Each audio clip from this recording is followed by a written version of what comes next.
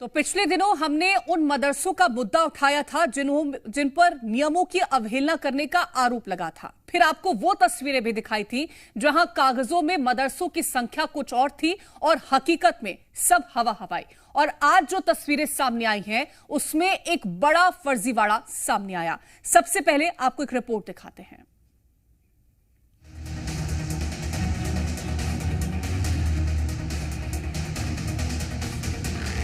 मध्य प्रदेश के मदरसों से सामने आ रही अलग अलग खबरों के बीच जी मध्य प्रदेश छत्तीसगढ़ की टीम ने मदरसों का रियलिटी चेक किया।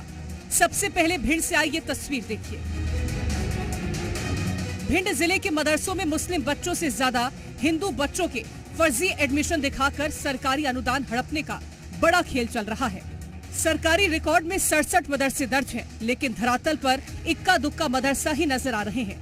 मदरसों के नाम पर सरकारी अनुदान और खाद्यान्न हड़पने की खबरें वायरल होने पर गली कूचों में खुले मदरसों के बोर्ड उतर चुके हैं और अब ताले लटकते नजर आ रहे हैं। मदरसा संचालकों ने फर्जी तरीके से बच्चों की आईडी हासिल कर अपने यहाँ एडमिशन करा लिया, जबकि बच्चों का दाखिला किसी और स्कूल में है।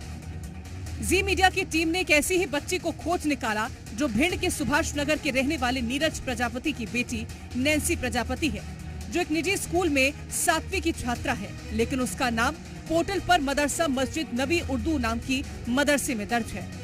इसी वजह से नैन्सी को बोर्ड एग्जाम में काफी परेशानी आई थी। कई बार गुहार लगाने के बाद भी मदरसा संचालक उसका नाम मदरसे से नहीं काट रहे हैं। मुझे नहीं पता, पर पता नहीं कैसे लिख गया। तो क्या दिक्कत आ रही है?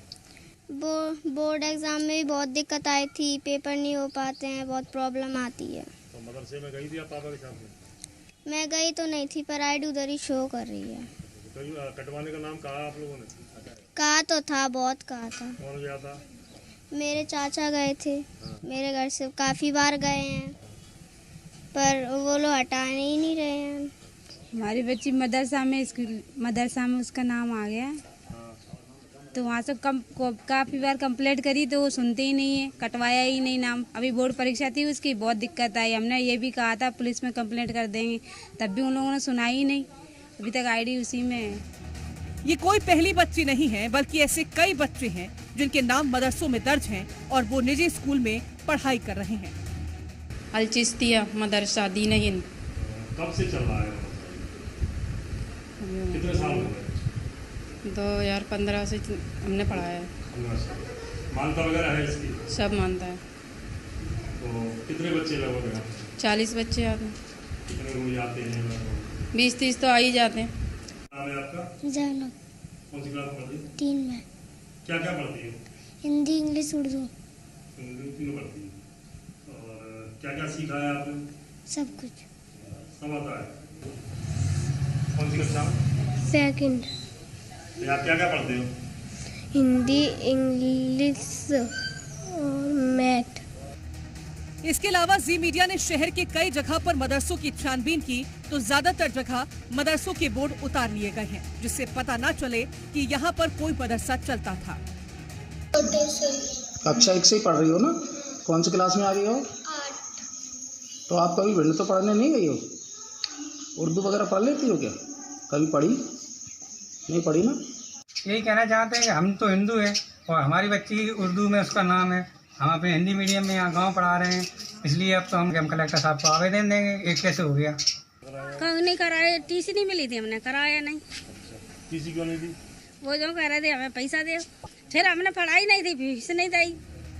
वहीं जिला शिक्षा अधिकारी आरडी मित्तल से जब इस बारे में पूछा गया तो उनका कहना था कि उन्हें जिला शिक्षा अधिकारी के पद पर आए हुए 4 महीने हुए हैं। इस दौरान उनके कार्यकाल में किसी भी मदरसे को मान्यता नहीं दी गई है। फिर भी टीम गठित कर मामले की जांच कराई जाएगी। इसकी हम कमेटी बना करके जांच करा रहे हैं और अगर इसमें कोई सत्यता पाई जाती है तो मदरसों की कार्रवाई की जाएगी, जो भी नियम के अंतर्गत होगी। और यदि ये सही है तो मानता उनकी जो भी जिस स्तर से मानता है उसको समाप्त कर दिया जाएगा। जिला शिक्षा अधिकारी ने भले ही जांच की बात कह दी हो, लेकिन ऐसे कई मदरसे हैं जहां फर्जी एडमिशन दिखाकर अनुदान वसूलने का खेल जारी है, जिस पर लगाम लगाना जरूरी है। ब्यूरो रिपोर्ट, जी मीडिया। और अब आपको एक चौंकाने वाली खबर दिखाते हैं। मामला श्योपुर से सामने आया, जहां श्योपुर नगर पालिका के पूर्व अध्यक्ष और बीजेपी नेता ओम प्रकाश राठौर के दोनों बेटे मदरसे के कागजों में पढ़ाई कर रहे हैं। दरअसल जबकि उनका एक बेटा बॉम्बे में जॉब करता है और दूसरा श्योपुर में रहकर व्यापार करता है, वहीं ओम प्रकाश राठौर के भाई और महाविद्यालय श्योपुर के पूर्व प्रिंसिपल शंभू दयाल राठौर के दोनों बेटे और बेटियों के नाम दर्ज हैं। जबकि इनके जिस बेटे का नाम मदरसे में फर्जी तरीके से चढ़ाया गया वो डॉक्टर हैं और बेटी शिक्षक है। वहीं बीजेपी के एक और नेता महावीर प्रसाद मित्तल की बेटी का नाम भी मदरसे में दर्ज था, जो अभी वर्तमान में ग्वालियर में डॉक्टर के पद पर पदस्थ है। इसके अलावा भी श्योपुर में ऐसे तमाम लोग हैं जिनके बच्चे कागजों में मदरसों में पढ़ाई कर रहे हैं। इनमें और भी कई नाम शामिल हैं, जैसे पूर्व जिला अस्पताल के सिविल सर्जन आरबी गोयल के बेटे मानव गोयल, बेटी ज्योत्सना गोयल, अग्रवाल समाज के पूर्व अध्यक्ष राम स्वरूप गर्ग और सराफा व्यापारी गजानंद सोनी के दोनों बेटे धीरेन्द्र और अभिषेक सोनी। इन सभी का नाम मदरसे के दाखिला रजिस्टर में शामिल है। ऐसी बात है जिसके लिए बहुत चिंताजनक है कि मदरसों में हिंदू बच्चों का नाम होना और मदरसे से ही मतलब नहीं होता। इस तरह फर्जी नाम लिख के शासन की योजनाओं का दुरुपयोग करना और उससे मूल जो बेचारे बच्चे मदरसे में पढ़ना चाहते हैं वो वंचित रहे होंगे।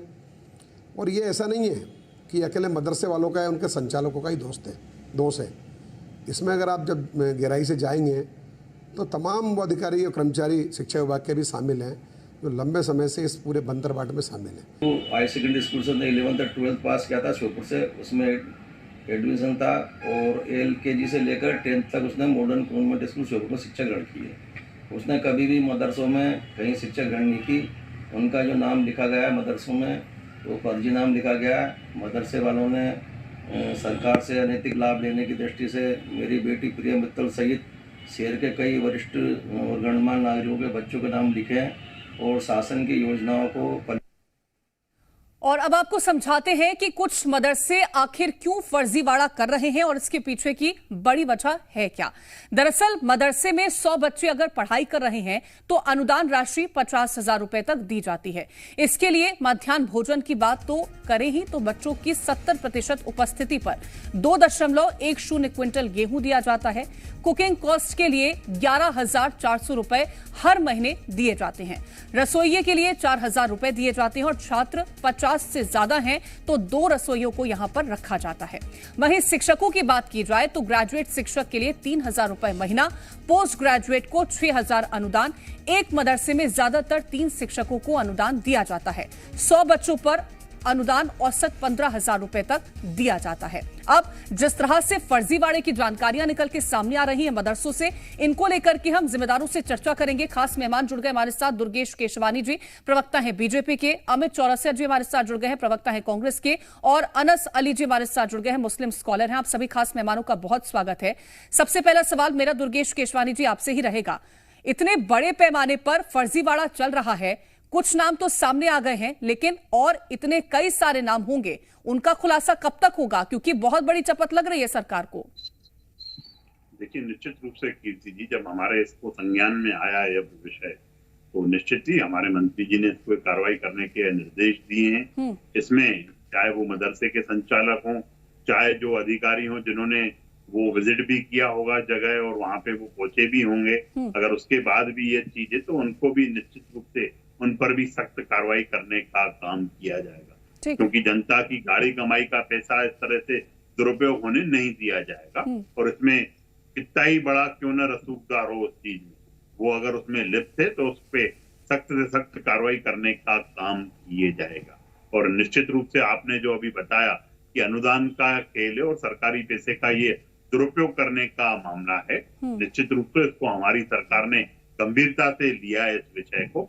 और जो मदरसे जिस समय से किस समय से वो संचालित हो रहे हैं और उसमें उस समय पे अधिकारी कौन थे। लेकिन दुर्गेश केशवानी जी, संचालन हो रहा होगा तो अनुमति तो ली गई होगी, अनुमति ली गई होगी तो सारे पैमानों को मापा गया होगा, फिर कैसे हो रहा है इतना बड़ा फर्जीवाड़ा। देखिए कीर्ति जी, अगर सरकार की मंशा नहीं होती तो यह चीजें सामने नहीं आती। हमारी मंशा स्पष्ट है कि जो पैसा है उसका दुरुपयोग नहीं होना चाहिए, सरकारी योजनाओं का दुरुपयोग नहीं होना चाहिए। और निश्चित रूप से अगर कोई दुरुपयोग कर रहा है, अगर मैंने आपको बताया ना, जो जांच के बिंदु लिए हमने, वो उन सब बिंदुओं पर हम लोग चर्चा उस पर जांच कर रहे हैं। और आप आने वाले समय में जब आपके ही चैनल पे जब हम डिबेट करेंगे कीर्ति जी, तो जो गुनहगार हैं उन पर सख्त कार्रवाई होती हुई नजर आएगी। ठीक है अमित चौरसिया जी, जनता की गाढ़ी कमाई और इस तरह से वो बर्बाद हो रही है, जिसका इस्तेमाल होना चाहिए था, चाहे मदरसे में पढ़ने वाले जो बच्चे हैं उसके लिए, मध्याह्न भोजन के लिए जो पैसा दिया जा रहा है, रसोइयों के लिए जो दिया जा रहा है, टीचर्स के लिए दिया जा रहा है, लेकिन उसकी तो चपत लग रही है। जी बिल्कुल सही कहा आपने। जब से पर्ची पर निकले मुख्यमंत्री डॉक्टर मोहन यादव जी ने मध्य प्रदेश की कमान संभाली है। मुख्यमंत्री के चयन पर हम सब यहाँ पर चर्चा नहीं कर रहे हैं, हम मुद्दे पर बात करेंगे। मुद्दे पर आप सवाल उठाइए, मुद्दे पर आरोप लगाइए। मुद्दे पे ही आ रहा हूँ। आज मध्य प्रदेश की जो पहचान है पूरे देश में, घोटाला प्रदेश की बन के रह गई है। ये तो एक चीज निकल कर आई है सामने, और ये भी आपसी बंदरबाट की खिस्तान में चीज निकल कर आई सामने, किस तरह से दोहन हो रहा है सरकारी संसाधनों का, और उसको दोहन करने वाले कौन है? भारतीय जनता पार्टी से जुड़े हुए नेता और उन्हीं के कार्यकर्ता। शर्म आना चाहिए इनको। जिस तरह से मध्य प्रदेश में एक टैगलाइन हो गई, लूटो कमाओ और खाओ, और किस तरह कमाया और खाया जाए, सरकारी साधनों को किस तरह उसकी बंदरबाट की जाए और लूटा जाए, इसकी आप देखिए। आप तो खाली मदरसे की बात कर रहे हैं, मिड डे मील के अंदर अरबों रुपए का भ्रष्टाचार मध्य प्रदेश में हो गया। यही तत्कालीन मुख्यमंत्री शिवराज सिंह चौहान जी ने 2017 में 30 करोड़ रुपए का बजट आवंटित करा था मदरसों के आधुनिकीकरण के लिए, कि दीनी तालीम के साथ में मदरसों का आधुनिकीकरण भी हो और साथ में इसका ऑडिटोरियम भी बने। 2600 से अधिक मदरसे रजिस्ट्रेशन हुए थे उस समय, जब शिवराज सिंह चौहान जी ने व्यापक जांच कराई थी। तो क्या हुआ उस जांच का? शिवराज सिंह चौहान जी ने जांच कराई, 2600 मदरसों का रजिस्ट्रेशन हुआ, उसके साथ 30 करोड़ का अनुदान, और साथ में 25,000 रुपए जो सालाना मिलते थे उसको बढ़ा के 50,000 रुपए किया गया। तो मैं समझता हूं कि जब 2600 मदरसों का रजिस्ट्रेशन शिवराज सिंह जी चौहान की सरकार के अंदर पुनः हुआ, उसका डिजिटलाइजेशन हुआ, एक मदरसे की जांच हुई, तो फिर इतना बड़ा भ्रष्टाचार निकल के 1.5-2 साल के अंदर ही कैसे सामने आ गया? ये तो बड़ा सवाल है। और आज स्कूली शिक्षा का स्तर जिस तरह से गिर गया है, आप किसी भी चले जाइए, सीयूटी का रिजल्ट हो, चाहे पैरामेडिकल की बात हो, नर्सिंग, दोषी कोई नहीं पाया जाएगा, सब बरी हो जाएंगे।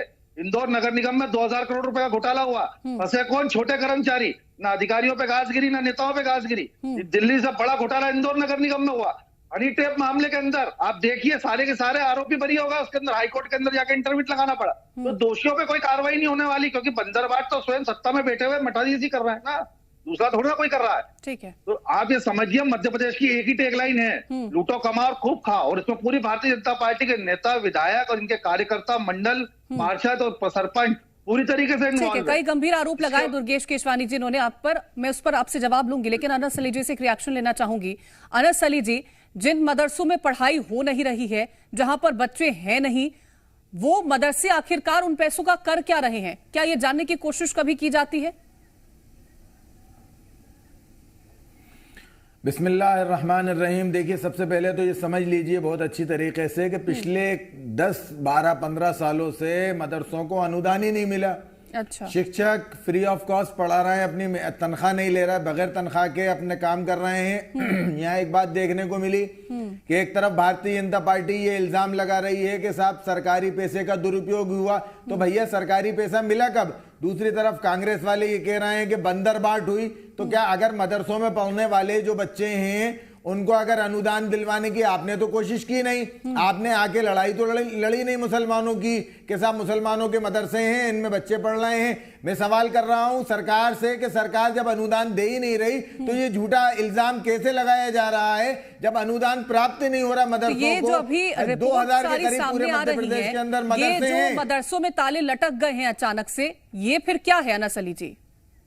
फिर क्यों लटका दिए गए ताले? ये इसीलिए लटके हैं ताले कि जब सरकारी अनुदान में नहीं मिलेगा तो कब तक पढ़ाएंगे मदरसे लोग? शिक्षक, आप ये बताइए ना, मदरसा बोर्ड के अधीन आते हैं वो मदरसे, उन्होंने अपने रजिस्ट्रेशन फीस जमा करने के बाद में मदरसे को शुरू किया है। अब उसके अंदर बच्चों का खर्चा है, बच्चों की पढ़ाई है, शिक्षक जो पढ़ा रहे हैं 2-4 साल 5 साल हो तो ठीक है, 10-10, 12-12, 15-15 साल हो गए कि उनको अनुदान ही नहीं मिला।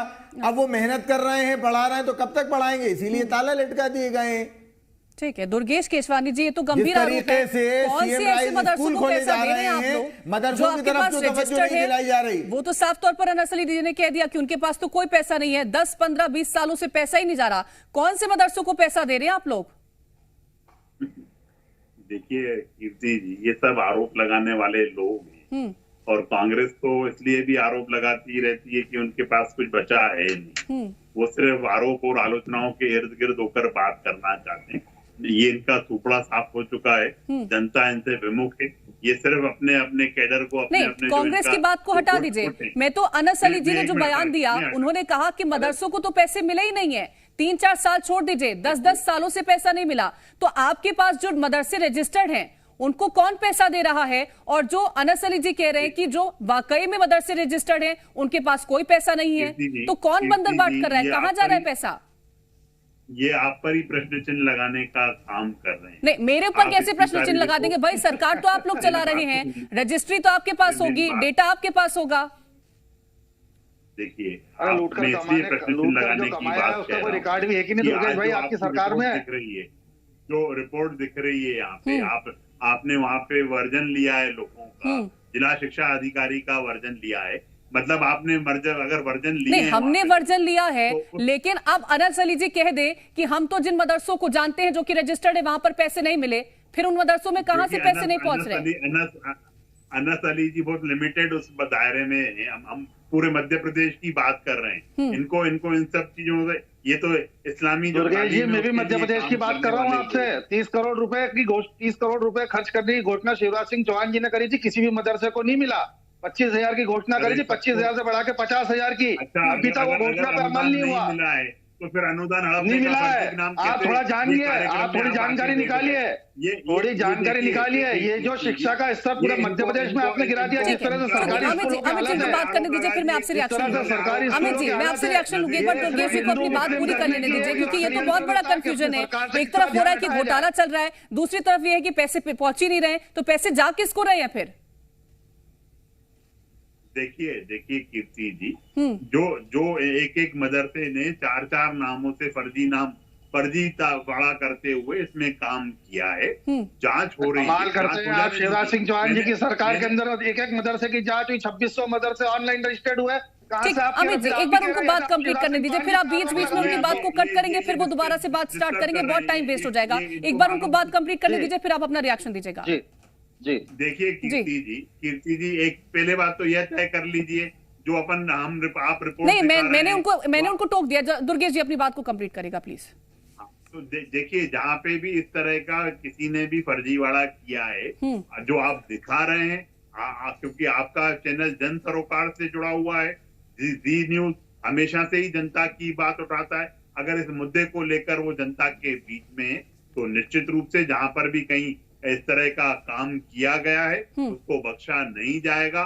जिन्होंने 4 फर्जीवाड़े कर एक ही मदरसे को 4 नामों से दिखाने का काम किया है, और भी जिन्होंने हिंदू बच्चों को जोड़कर उनमें काम किया है। लेकिन ये लापरवाही किसकी है दुर्गेश जी? लापरवाही किसकी है?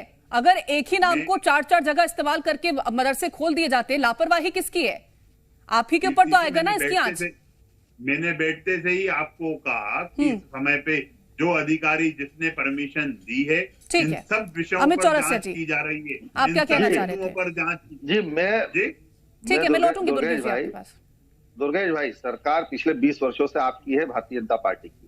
तत्कालीन मुख्यमंत्री शिवराज सिंह चौहान जी ने 2017 में 30 करोड़ रुपए मदरसों के आधुनिकीकरण पे, सुन लीजिए पूरी बात, 30 करोड़ रुपए खर्च करने की घोषणा करी जो मदरसों को नहीं मिले। 2600 मदरसों का उस समय आपने चलते चुनाव के आपस में नहीं, दुर्गेश जी अब उनको बात करिए।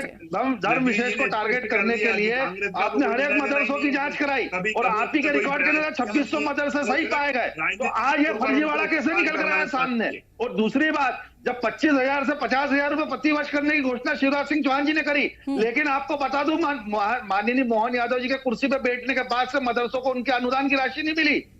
और आज जितने लोग इसमें संलिप्त पाए जा रहे हैं, सब भारतीय जनता पार्टी से जुड़े हुए पाए जा रहे हैं। तो मतलब राशि मदरसों के पास न पहुंचते हुए भारतीय जनता पार्टी के नेताओं की जेबों में पहुंची है। इसका मतलब यह है, और सिर्फ धर्म विशेष को टारगेट करके अपने पाप को छुपाना चाह रहे हैं। आज शिक्षा का जो स्तर आपने कर दिया मध्य प्रदेश में, आज शासकीय स्कूलों का स्तर देखिए। ठीक है, आपस में ऐसे नहीं लड़ना है। एक आखिरी सवाल, अनस अली जी, आपने कहा कि अनुदान राशि नहीं मिल रही है, मैंने मान लिया, मैंने सवाल भी पूछ लिया, लेकिन उन मदरसों का क्या जिनको अनुदान राशि मिल रही है और वहां पर कोई मौजूद नहीं है, ना बच्चे मौजूद है, ना टीचर्स मौजूद है, ना वहां पर मध्याह्न भोजन मिल रहा है, उन मदरसों का क्या? और उन बच्चों का क्या जो पढ़ भी नहीं रहे हैं, काम कर रहे हैं, उनका नाम आपने रजिस्टर कर रखा है, उसका क्या होगा?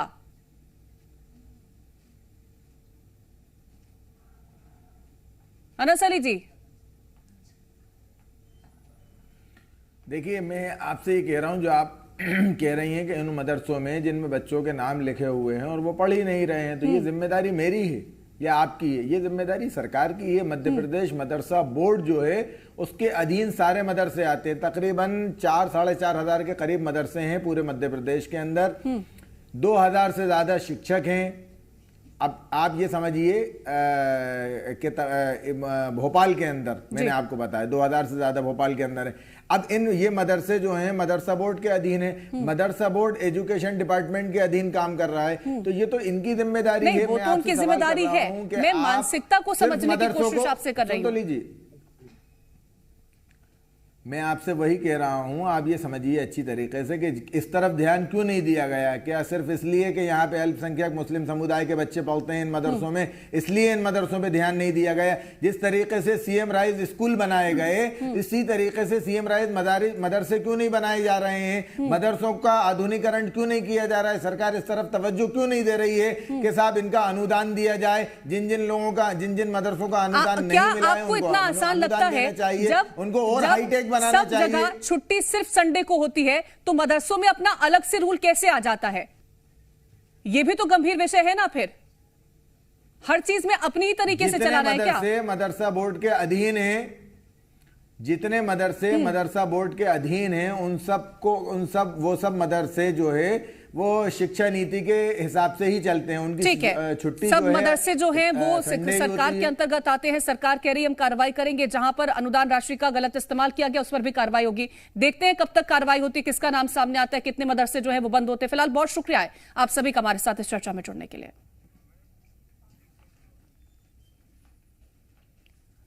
और फिलहाल के लिए इस खास पेशकश में इतना ही। आप देखते रहे जी मध्य प्रदेश छत्तीसगढ़।